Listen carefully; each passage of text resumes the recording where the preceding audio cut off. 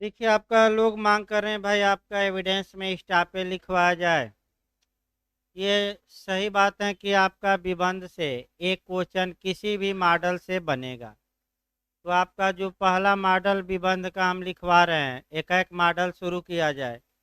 पहला मॉडल आपका बनता है कि विबंध और रेस जुडिकेटा में अंतर बताइए। ये भी ज़्यादा क्वेश्चन बना है, तो कम से कम 10 अंतर रट्टा मार कर जाइए, समझ में आए ना आए।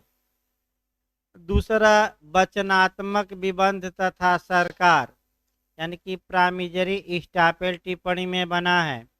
फिर विबंध के प्रकार बना है, विबंध का एविडेंशियल वैल्यू, इसकी सीमाएं और परिभाषा और आवश्यक तत्व तो लास्ट में अब लिखवा जाएगा। पहले जो पुछल्ला पुछल्ला है इसमें उसको निकाला जाए। तो हेडिंग डाल लीजिए स्टापेल में। पहला जो हम लिखवा रहे हैं, लिखिए आपका विबंध तथा प्रांग न्याय में अंतर। और लिखवाया जाएगा भाई, पहले ये लिखिए लिखिए भाई, विबंध तथा प्रांग न्याय में अंतर, हेडिंग डालिए। ये अंतर बहुत ज़्यादा आपका कंपटीशन में पूछा जा रहा है, मैं फिर बता दूं, इसको अच्छे से आप तैयार रखिएगा। पहले दोनों का एक बार कंसेप्ट बना लिया जाए, 2 ही मिनट सही, तब आपका लिखवाने में सही रहेगा। देखिए, जो स्टापेल होता है, स्टापेल का मतलब ये हुआ कि अगर कोई व्यक्ति पहले से किसी बात के बारे में लिखा है या कुछ कहा है, तो उसे और उसके हित प्रतिनिधियों को बाद में उस बात से पलटने से या मुकरने से विबंधित कर दिया जाता है। विबंधित का मतलब ये हुआ आपका रोक,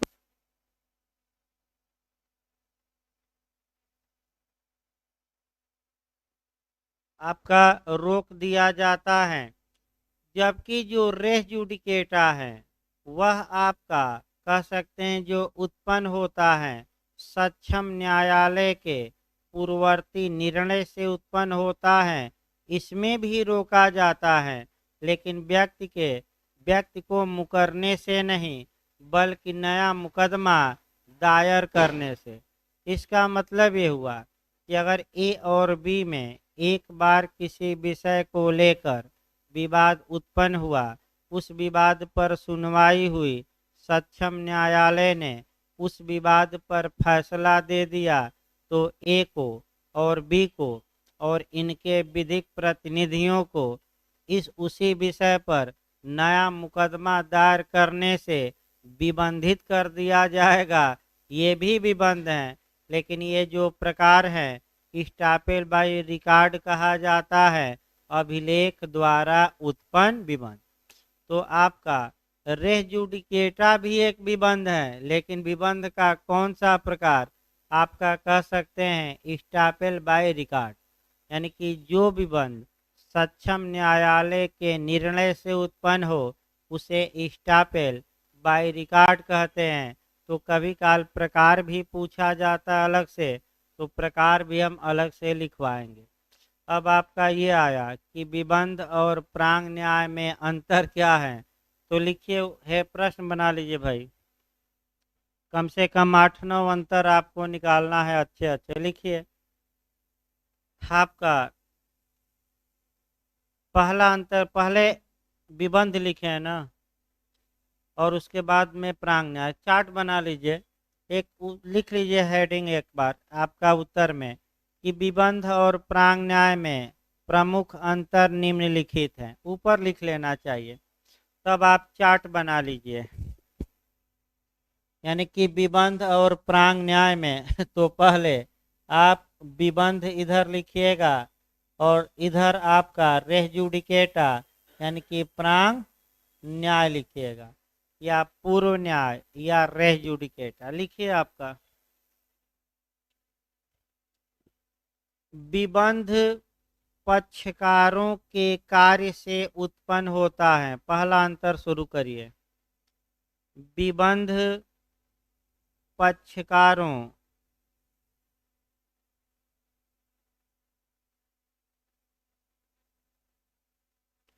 पक्षकारों के कार्य से उत्पन्न होता है। रेस जुडिकेटा में लिखिए,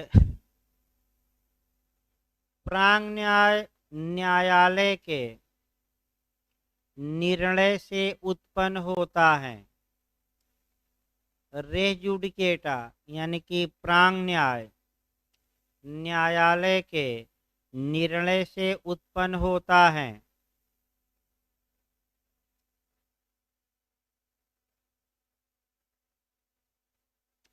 दूसरा अंतर लिखिए, विबंध के मामले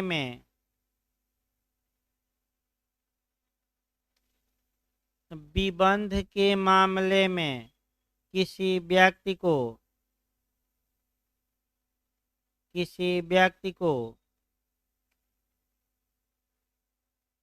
प्रतिकूल आचरण करने से रोका जाता है।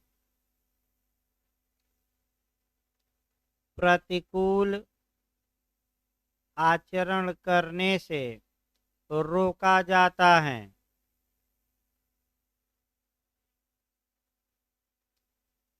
आप इस रेस जुडिकेटा में लिखिएगा, प्रांग न्याय का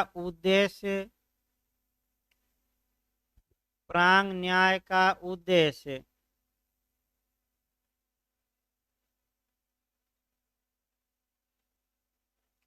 वादों की बाहुल्यता को रोकना है। वादों की बाहुल्यता को रोकना है।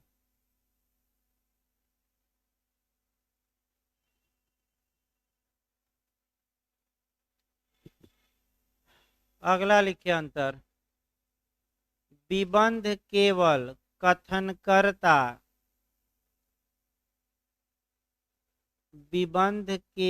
कथनकर्ता तथा उसके हित प्रतिनिधि के विरुद्ध। विबंध केवल कथनकर्ता यानी कि जो कथन किया है, केवल कथनकर्ता तथा उसके हित प्रतिनिधि के विरुद्ध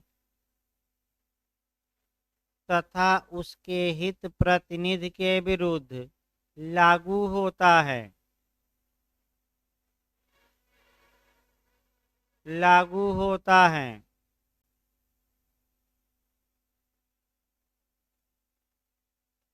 प्रांग न्याय में लिखिएगा, प्रांग न्याय का सिद्धांत वाद के दोनों पक्षकारों, एक नहीं मैं बता दूं, प्रांग न्याय का सिद्धांत वाद के दोनों पक्षकारों एवं उनके हित प्रतिनिधियों के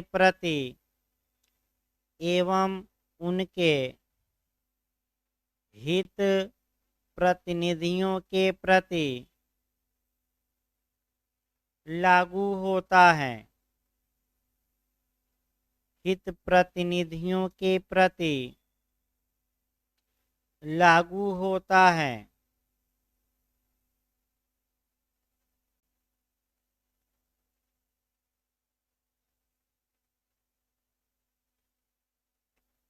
अगला अंतर लिखिए, विबंध के मामले में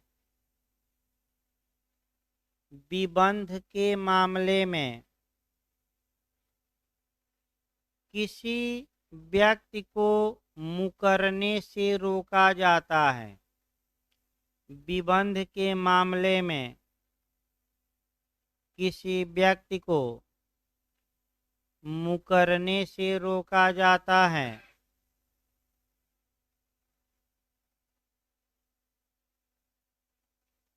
रेस जुडिकेटा में लिखिएगा, प्रांग न्यायालयों के क्षेत्राधिकार को बाधित करता है।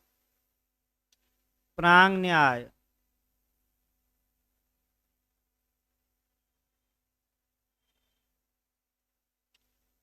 न्याय न्यायालयों के क्षेत्राधिकार को बाधित करता है।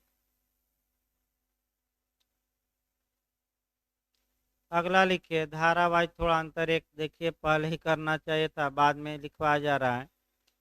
विबंध के बारे में प्रावधान, विबंध के बारे में प्रावधान साक्ष्य अधिनियम की धारा 115 से 117 तक में दिया गया है। विबंध के बारे में प्रावधान साक्ष्य अधिनियम की धारा 115 से 117 तक में दिया गया है। रेस जुडिकेटा में लिखे प्रांग न्याय का प्रावधान सिविल प्रक्रिया संहिता की धारा 11 तथा 13 में दिया गया है। 11 तथा 13 में दिया गया है। दो धाराएं लिखिएगा। 11 में है भारत के न्यायालय निर्णय दिए हैं तब, और फॉरेन कोर्ट का निर्णय कब रेस जुडिकेटा का काम करेगा 13 में। दोनों धाराएं लिखिएगा। 11 तथा किसमें है रेस जुडिकेटा 13 में। अगला अंतर लिखिए। हाँ भाई, कोई समस्या हो या अगर कोई मैंने कॉन्सेप्ट दी है तो एक बार बता दीजिएगा, उसको समझा दिया जाएगा, भले लिखवाया जा रहा हो। अगला लिखिए विबंध का सिद्धांत पीड़ित पक्षकार के हित में होता है।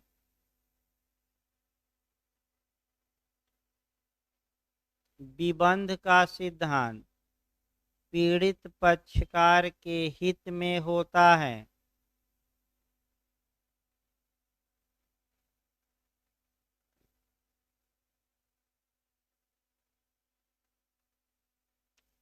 रेस जुडिकेटा में लिखिए प्रांग न्याय का सिद्धांत लोक नीति पर आधारित है।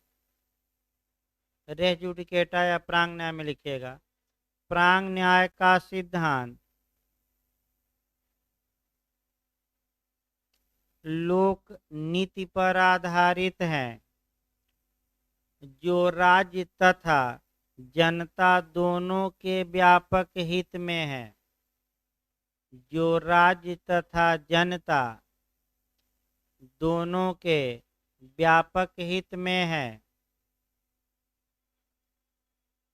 देखिए इस पर हम बता देते हैं आपका, जब आप सेक्शन 11 सीपीसी पढ़ते हैं तो 3 लैटिन आपका माने 3 आपका जो रोमन आपका या लैटिन का 3 मैक्सिम है।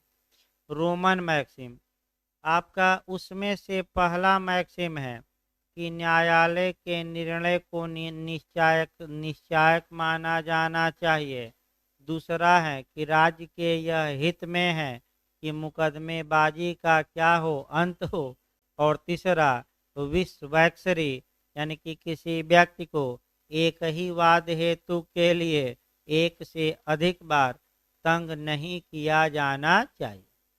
तो आपका कुछ इसमें बातें व्यक्तिगत हित में है कि किसी व्यक्ति को एक ही विषय के लिए तंग दोबारा न किया जाए, और राज्य के हित में है कि राज्य के हित में है कि मुकदमेबाजी का क्या हो अंत हो।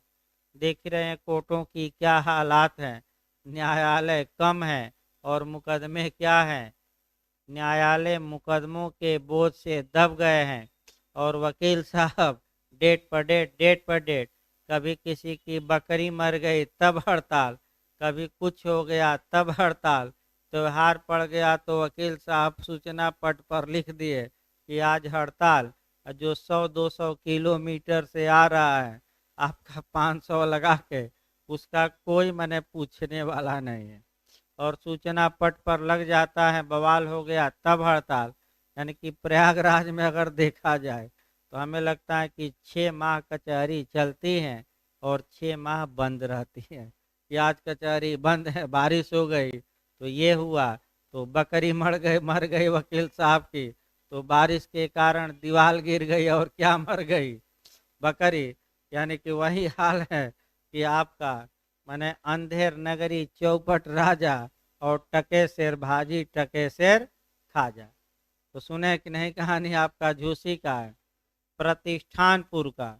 न सुने तो सुना दिया जाए, 1 मिनट तब लिखवा जाए भाई। देखिए आपका एक गुरु थे और आपका उनका एक चेला था। चेला थोड़ा खाऊ किस्म का था यानी कि आपका खाऊ किस्म का मतलब ये हुआ कि जहाँ अन्य देखता था वहीं टूट पड़ता था यानी कि लालची था। तत्पश्चात यहीं प्रतिष्ठानपुर यानी कि झूसी प्रतिष्ठानपुर नाम है आपका, गंगा नदी के पार हैं, यहीं आपका बगल में। तो झूसी में आपका लोग आए तो देखे कि सभी सामान एक ही कीमत पर बिक रहा है। अब गुरु ने कहा कि सोना भी उसी भाव, लौकी भी उसी भाव, कद्दू भी उसी भाव और परोरा भी उसी भाव। तो ये तो बड़ी असमंजस की स्थिति।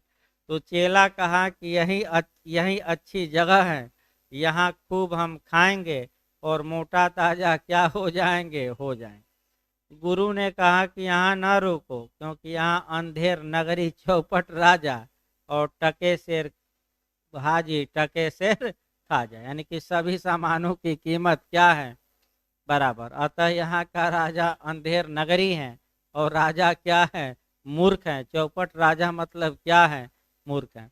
लेकिन चेला नहीं माना। तो गुरु ने कहा कि जब मुसीबत में आना तो हमें क्या करना याद, हम तो नहीं रहेंगे, तुम्हें खाना हो तो खाओ।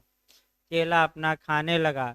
तत्पश्चात एक दिन आपका बारिश होती है, एक व्यक्ति का दीवार गिर जाता है, दीवार के कारण 2 बकरियां मर जाती हैं। जिसकी बकरी मरी दीवार वाले के पास गया कि तुम्हारी दीवार टूटने के कारण बकरी मिली, राजा के पास चला गया।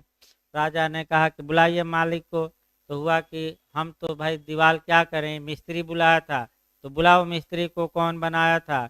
जैसे पुल गुजरात में गिरा है तो हाथ तौबा मची है, लेकिन सरकार अपनी नाकामी नहीं बताएगी कि कैसे लाइसेंस आप दे दिए और ठेका दे दिए, यानी कि पैसा लेकर क्या कर दिए, ठेका दे दिए, न जांच न पड़ताल। और लोग जब मर गए तो हाय तौबा मचा रहे हैं।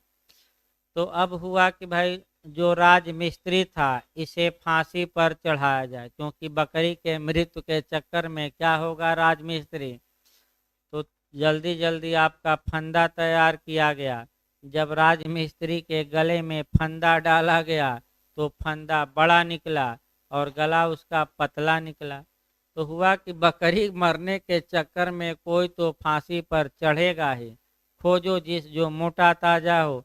तो वहीं चेला मिल गया, चेले को लाया गया और चेले के गले में हुआ कि अब क्या डाला जाएगा। तो जब चेला आपका मझधार में पड़ा तब गुरु को याद किया। तो पुराने जमाने में जैसे हवाई जहाज से इस समय आ जा रहे हैं तो उस समय तुरंत प्रकट हो जाते थे लोग, बस अंतर्मन से क्या करिए, ध्यान लगाइए। तो प्रकट हुए गुरु। अब हुआ कि ये बात है गुरु जी। तो गुरु जी ने चेला के कान में कहा कुछ और उसके बाद लगे गुरु चेला आपस में लड़ाई करने कि हम फांसी पर चढ़ेंगे तो हम। अब राजा भी परेशान, यानी कि राजवा परेशान हो गई राजा परेशान हो गया। तो राजा कहा क्या बात है, क्यों लड़ाई कर रहे हो। तो गुरु ने कहा कि ये बहुत मुहूर्त शुभ दिन है, इस घड़ी जो भी मरेगा सीधे कहा जाएगा, स्वर्ग में। तो राजा ने कहा कि इससे बढ़िया मौका क्या है, लाओ फांसी का फंदा लाओ, मैं पहनता हूँ और हमें ही क्या करो। तब ऐसे राजा से लोगों की क्या मिली, मुक्ति। तो वही कहा जाता है कि टके शेर भाजी और टके शेर क्या खा जाए। तो आगे चला जाए, यानी कि अगला हम ये बता रहे थे कि जो रेस जुडिकेटा का सिद्धांत है वह जनता के हित में भी है और राज्य के, लेकिन स्टापेल का सिद्धांत राज्य के हित में नहीं है। जो व्यक्ति कथन किया है पीड़ित दूसरा व्यक्ति ये चाहता है कि ये मुकरने से रोक दिया जाए, तो केवल पीड़ित के पक्षकार के हित में। अगला लिखिए आपका, लिखिए विबंध का सिद्धांत साक्ष्य का नियम है। विबंध में लिखिएगा, विबंध का सिद्धांत साक्ष्य का नियम है।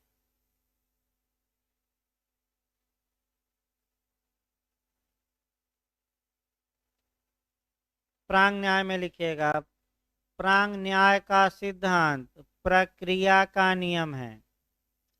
प्रांग न्याय का सिद्धांत प्रक्रिया का नियम है।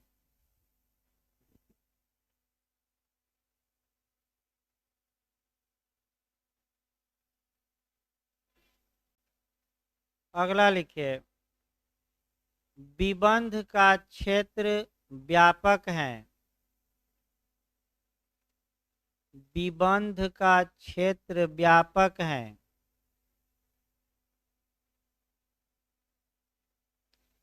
रे जुडिकेटा में लिखिएगा, प्रांग न्याय का क्षेत्र सीमित है।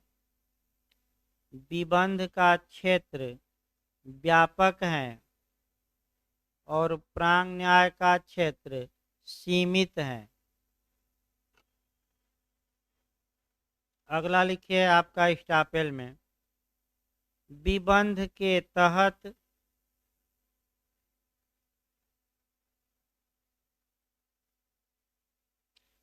विबंध के तहत कथन करने वाले पक्षकार के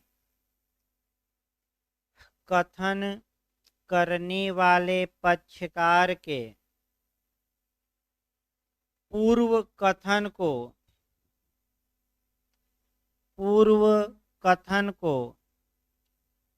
अंतिमता प्रदान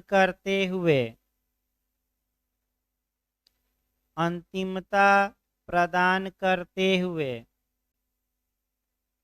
उसकी सत्यता में विश्वास प्रकट किया जाता है। उसकी सत्यता में विश्वास प्रकट किया जाता है। प्रांग न्याय में लिखिएगा, प्रांग न्याय के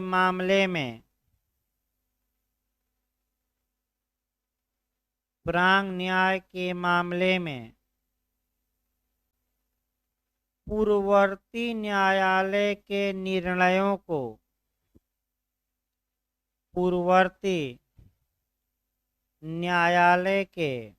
निर्णयों को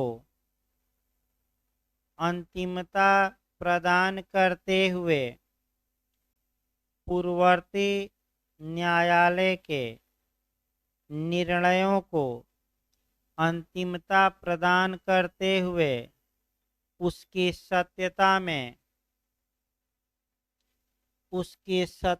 में विश्वास किया जाता है। उसकी सत्यता में विश्वास किया जाता है।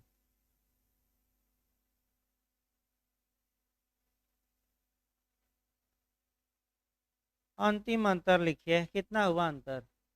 हाँ तो 10 हो जाएगा, बहुत है भाई। 9 हो गया, एक अंतर और लिखिए भाई आपका। विबंध के मामले में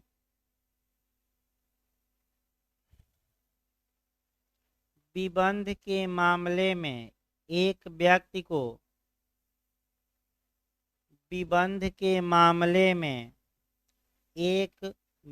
को एक समय पर एक बात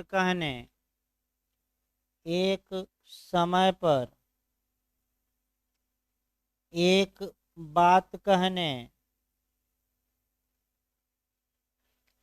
और दूसरे समय पर उससे विपरीत बात कहने या दूसरे समय पर दूसरी बात लिख सकते हैं, दूसरे समय पर दूसरी बात करने से रोक दिया जाता है।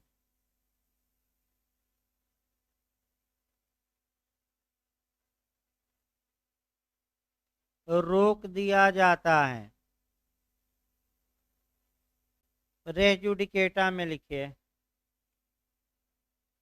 प्रांग न्याय के मामले में, प्रांग न्याय के मामले में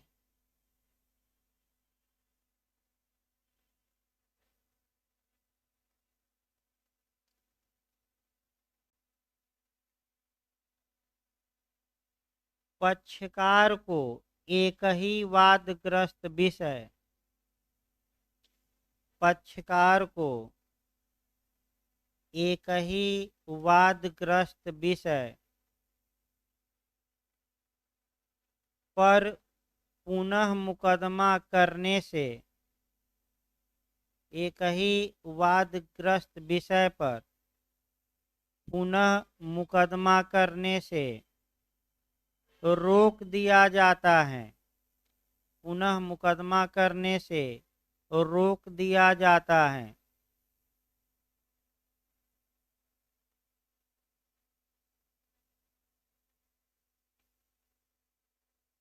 इस प्रकार आपका ये एक क्वेश्चन हुआ। दूसरा लिखिए भाई आपका, विबंध की सीमाएं। अलग अलग हेडिंग डाल लीजिएगा, जो पूछे वही लिखिए, अलग अलग मैं लिखवा दे रहा हूँ। परिभाषा अलग, सीमा अलग, साक्षिक मूल्य अलग, प्रकार अलग, अंतर अलग। हेडिंग डालिए है विबंध की सीमाएं, विबंध की सीमाएं।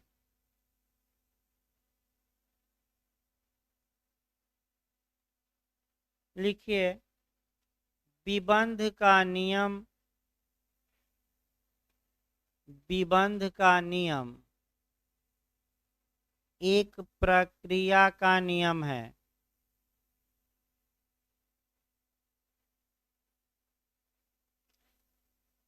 हाँ, विबंध का नियम एक साक्ष्य का नियम है। फिर एक बार देखिए, विबंध का नियम एक साक्ष्य का नियम है तथा प्रक्रियात्मक है, क्योंकि एविडेंस भी प्रोसीजरल लॉ ही है। तथा प्रक्रिया दोनों लिख लीजिएगा, साक्ष्य का नियम है तथा प्रक्रियात्मक है। अतः अतः यह निम्नलिखित कार्यों के विरुद्ध लागू नहीं होता। अतः यह निम्नलिखित कार्यों के विरुद्ध लागू नहीं होता। 1.5 पेज में आपका ये क्वेश्चन समाहित करना है। लिखिए, अब वहीं 1 2 3 4 करके लिखिएगा। पहला लिखिए, संप्रभु कृत्य के विरुद्ध विबंध लागू नहीं होता। संप्रभु कृत्य के विरुद्ध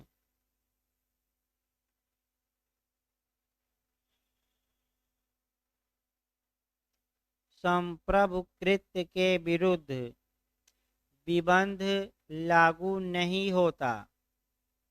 इसकी थोड़ा 2-3 लाइन व्याख्या लिखिए। इसकी व्याख्या लिखिए, संप्रभु कार्य उस कार्य को कहते हैं,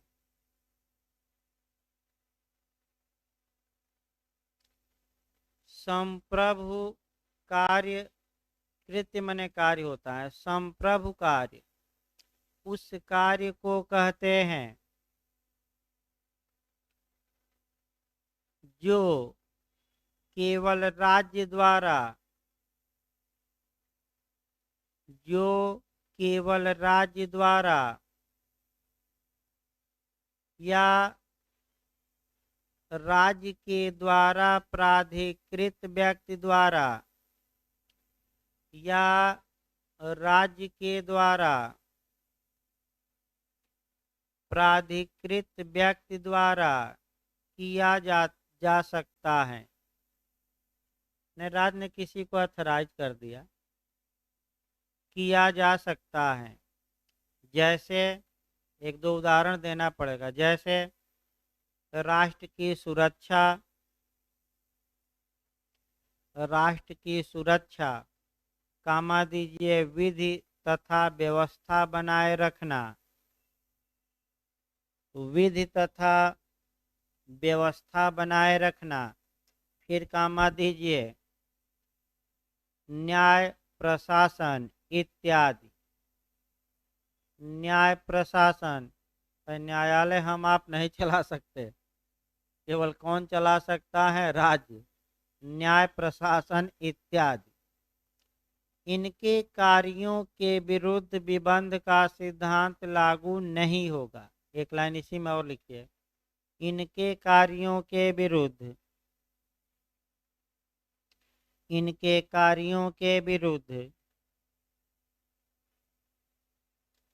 विबंध का सिद्धांत लागू नहीं होगा। दूसरा लिखिए, पहला ये लिखवा गया, दो तीन लाइन व्याख्या कराई गई। दूसरा लिखिए, संविधि के विरुद्ध, संविधि माने कानून, संविधि का मतलब होता है स्टैट्यूट या कानून। संविधि के विरुद्ध विबंध का नियम लागू नहीं होता।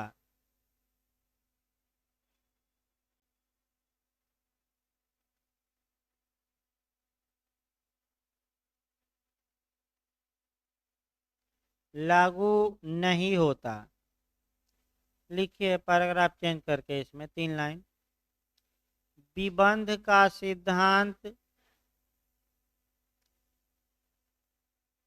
विबंध का सिद्धांत इस प्रकार लागू नहीं किया जा सकता।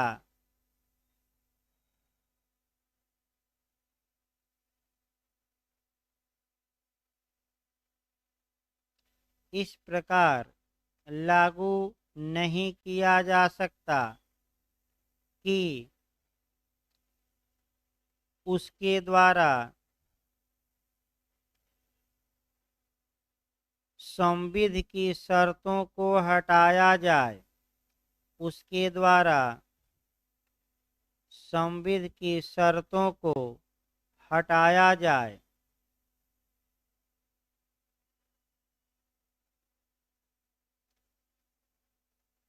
अगला लिखिए, तीसरा, जहां दोनों पक्षकारों को सत्यता का ज्ञान हो। इसमें हेडिंग ना डालिएगा, ऐसे ही 2 लाइन लिखवा दे रहे हैं। जहां दोनों पक्षकारों को सत्यता का ज्ञान हो, वहां विबंध का सिद्धांत लागू नहीं होगा।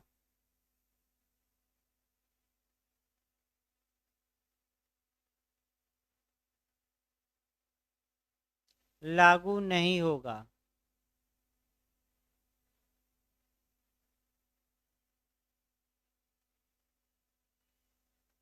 अगला लिखिए,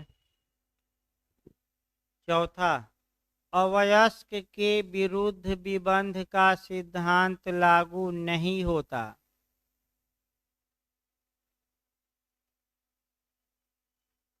अवयस्क के विरुद्ध विबंध का सिद्धांत लागू नहीं होता।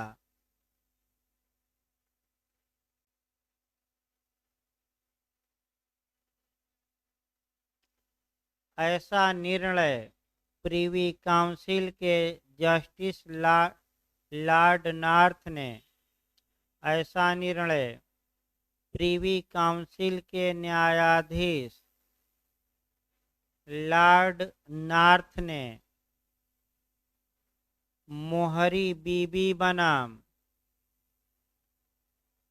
मोहरी बीबी बनाम धर्मोदास घोष में दिया। मोहरी बीबी बनाम धर्मोदास घोष में दिया।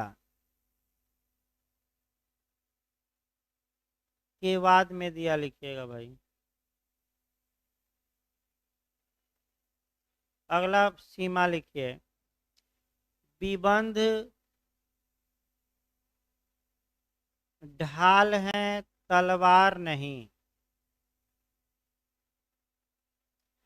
विबंध ढाल है तलवार नहीं। अर्थात इसकी व्याख्या भी करिएगा। अर्थात यह केवल प्रतिरक्षा में मान्य है। अर्थात यह केवल प्रतिरक्षा में मान्य है। यह वाद हेतुक उत्पन्न नहीं करता। काज अफेक्शन, यह वाद हेतुक उत्पन्न नहीं करता, लेकिन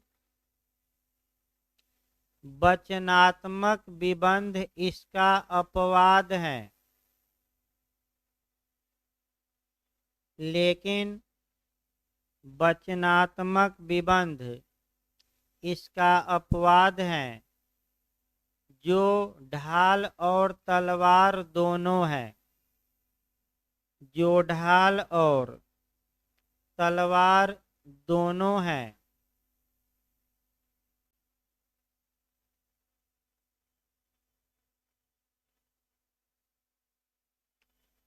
अगला लिखिए, विबंध एक साक्ष्य का नियम साक्ष्य का तथा प्रक्रियात्मक नियम है। विबंध एक साक्ष्य का तथा प्रक्रियात्मक नियम है।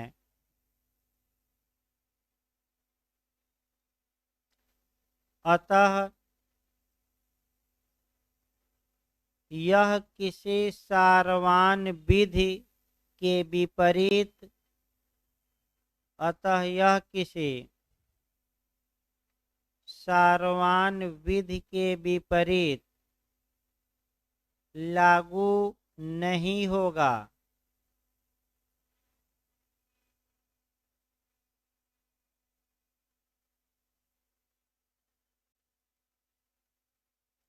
अगला लिखिए, कितना हुआ अभी? अभी एक दो लिखिए। लिखिए, विबंध तथ्य के प्रश्न से समव्यवहार करता है। अगला लिखिए, विबंध तथ्य के प्रश्न से समव्यवहार करता है। विबंध तथ्य के प्रश्न से समव्यवहार करता है, अधिकार के प्रश्न से नहीं। अधिकार के प्रश्न से नहीं।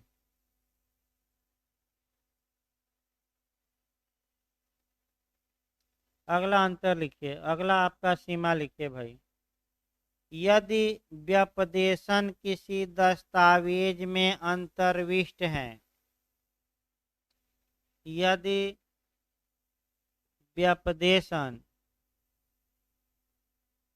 किसी दस्तावेज में अंतर्विष्ट है, माने समाहित है, अंतर्विष्ट है, तथा ऐसा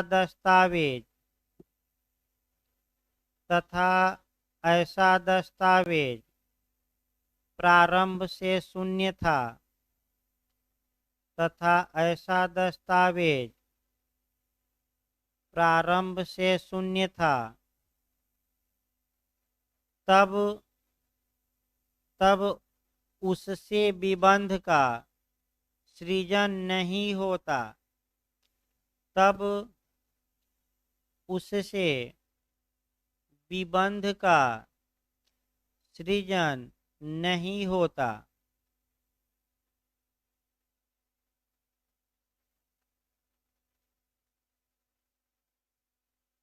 अगला प्रश्न बनाइए आपका।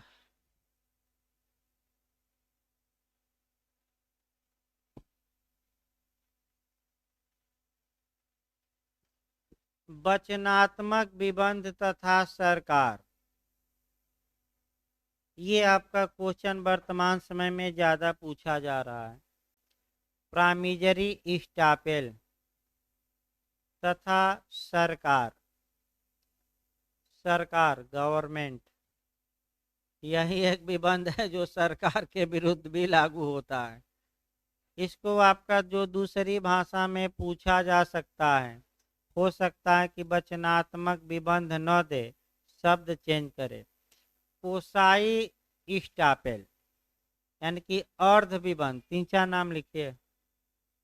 अर्ध विबंध इंग्लिश में कोसाई स्टापेल, कोसाई कहा जाता है। अगला लिखिए डीम्ड स्टापेल। डीम्ड स्टापेल माने मानद, डीम्ड मतलब होता है मानद, मानद विबंध।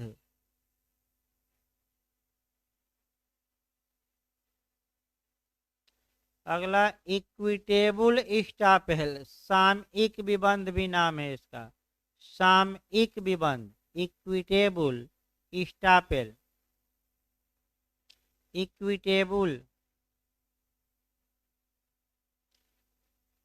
अगला शब्द है विबंध का कृत्रिम रूप, आर्टिफिशियल। शब्द लिख लीजिए, क्या शब्द चेंज कर दे कोई भरोसा है।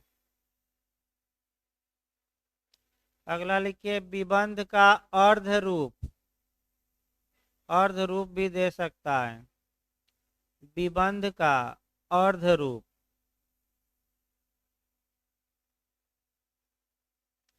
या नया विबंध, आबली करके लिखे न्यू स्टापेल, या इसको हम कहते हैं आपका न्यायालय द्वारा सृजित विबंध, जबरदस्ती जिसे कहा जाता है।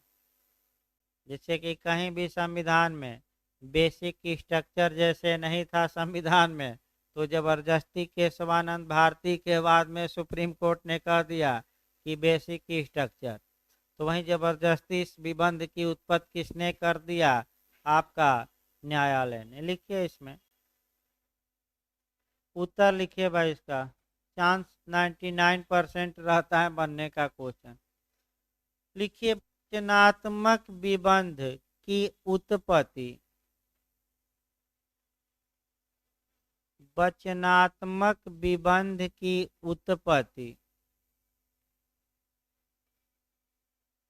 इंग्लैंड के साम्य न्यायालयों द्वारा, इंग्लैंड के साम्य न्यायालयों द्वारा दिए गए निर्णय से हुई, दिए गए निर्णय से हुई।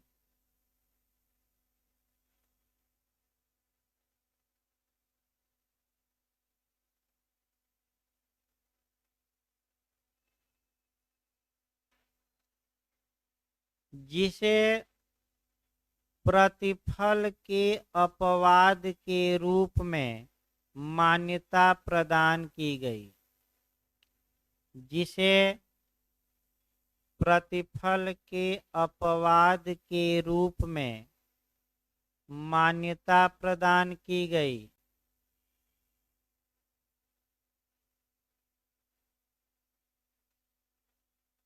पैराग्राफ चेंज करके लिखिए भारतीय संविदा अधिनियम 1872, संविदा नियम से उठाइएगा।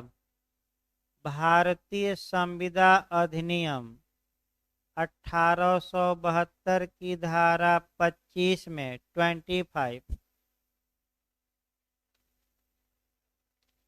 में यह सिद्धांत समाहित है कि यह सिद्धांत समाहित है कि प्रतिफल रहित करार शून्य होते हैं।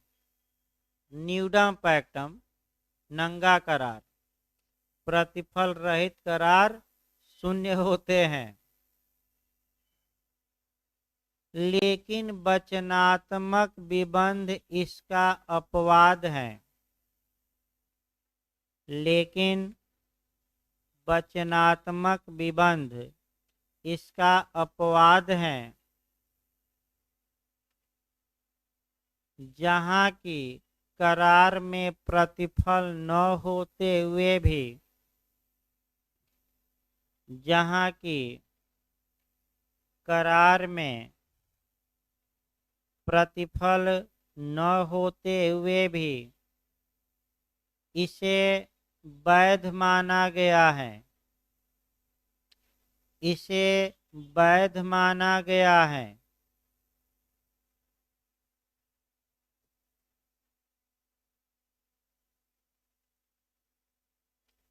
लिखिए, फिर पैराग्राफ चेंज करके लिखिए।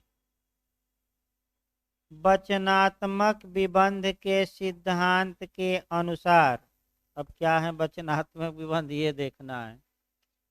वचनात्मक विबंध के सिद्धांत के अनुसार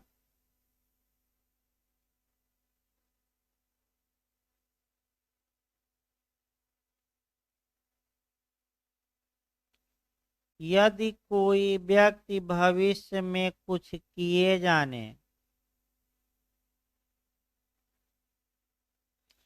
यदि कोई व्यक्ति भविष्य में कुछ किए जाने का वचन देता है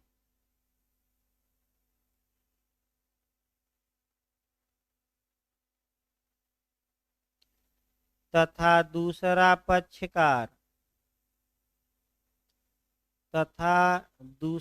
पक्षकार ऐसे वचन के आधार पर तथा दूसरा पक्षकार ऐसे वचन के आधार पर अपनी हैसियत में परिवर्तन लाता है,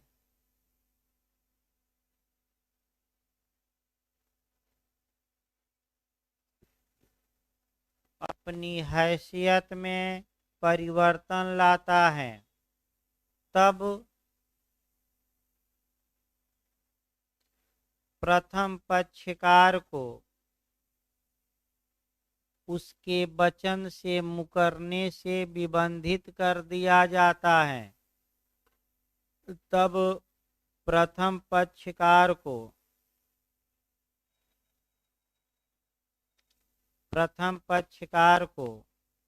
उस वचन से मुकरने से विबंधित कर दिया जाता है। इसी को वचन विबंध कहा जाता है। इसी लाइन में लिखिए, भारत के उच्चतम न्यायालय ने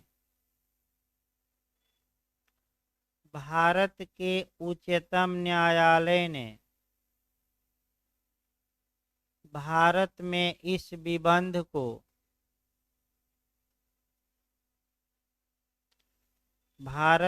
इस विबंध को केदारनाथ बनाम गौरी मुहम्मद के वाद में केदारनाथ बनाम गौरी मुहम्मद के वाद में मान्यता प्रदान की।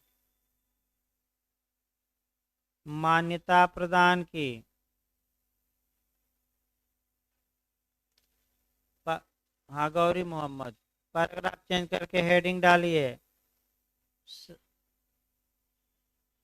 वचनात्मक विबंध तथा सरकार। अब वचनात्मक विबंध ही बताया गया क्या होता है, अभी सरकार पर नहीं बताया गया, अब सरकार पर आना है। लिखिए, वचनात्मक विबंध तथा सरकार। वचनात्मक विबंध का सिद्धांत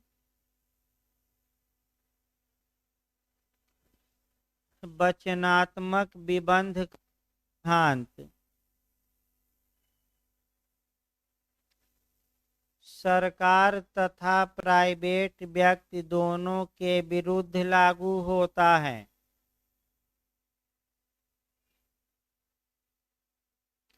सरकार तथा प्राइवेट व्यक्ति दोनों के विरुद्ध लागू होता है।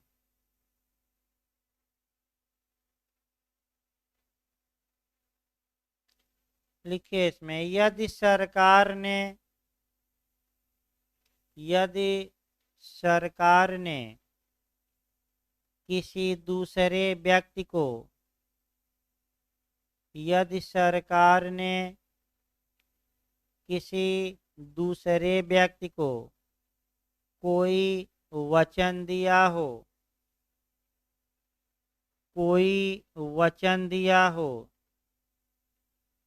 तथा दूसरा पक्षकार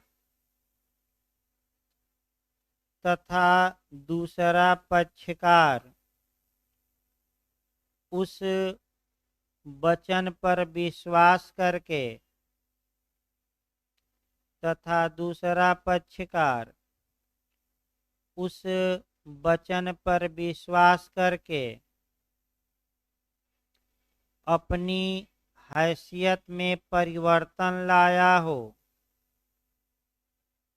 अपनी हैसियत में परिवर्तन लाया हो, तब सरकार को अपने वचनों से मुकरने से विबंधित कर दिया जाएगा। तब सरकार को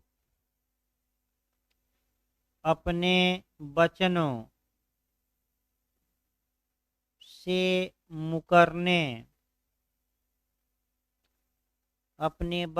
से मुकरने से विबंधित कर दिया जाएगा। विबंधित माने रोक देना। आपका हुआ रोक देना। केस एक लिखिए लास्ट में भाई आपका, मोतीलाल पद्मावत शुगर मिल्स। लिखिए, Motilal Padmavat sugar mills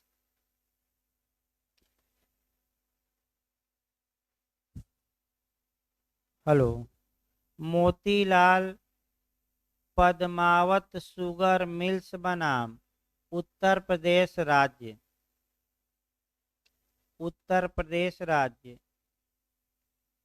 AIR 1979 supreme court.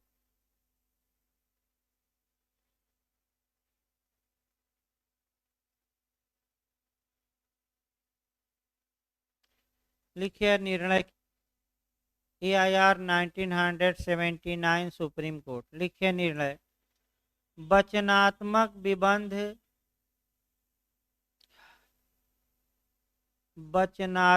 विबंध सरकार के विरुद्ध भी लागू होता है। वचनात्मक विबंध सरकार के विरुद्ध भी लागू होता है। यह आवश्यक नहीं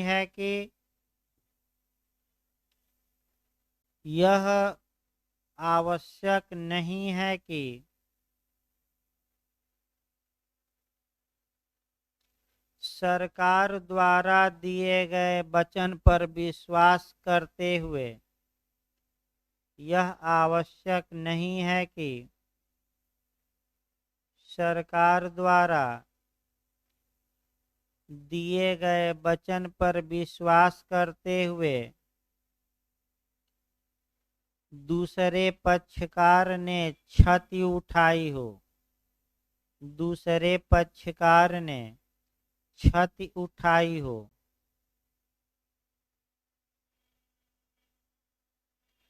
बल्कि केवल इतना ही पर्याप्त होगा कि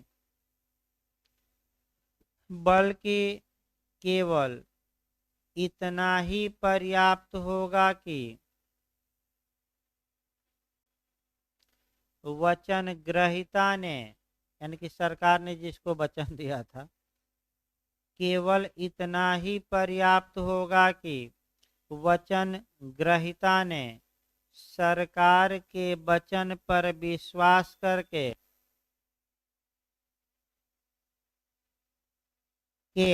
वचन पर विश्वास करके अपनी स्थिति में परिवर्तन किया हो।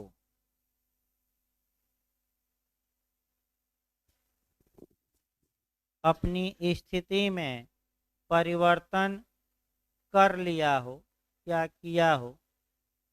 यानी कि ये जरूरी नहीं है कि वचन दिए हैं सरकार मुकर रहे हैं तो उसको नुकसान हो, बस ये दिखाना है कि उसने अपनी हैसियत में सरकार के वचन के आधार परिवर्तन। भाई कल शाम को क्लास भाई बंद रहेगी, परसों आपका क्लास चलेगा कुछ कारणों से आपका, और परसों आपका और स्पीड बढ़ाई जाएगी क्योंकि आपका और एक्स्ट्रा क्लास एक दो तीन दिन बीच में लगाएंगे। सीआरपीसी का 15-20 क्वेश्चन लिखवा देंगे अच्छे अच्छे बीच में। तो आपका कल भाई शाम को क्लास आप रहेगी, परसों चलेगी। उसके बाद इसी हफ्ते लास्ट तक हम एक्स्ट्रा क्लास लगाते हैं ताकि भाई पहले से तो लोग पढ़े ही हैं, लेकिन एक बार मॉडल लिखवा दिया जाएगा तो स्पीड भी बन, अभ्यास भी होता रहेगा।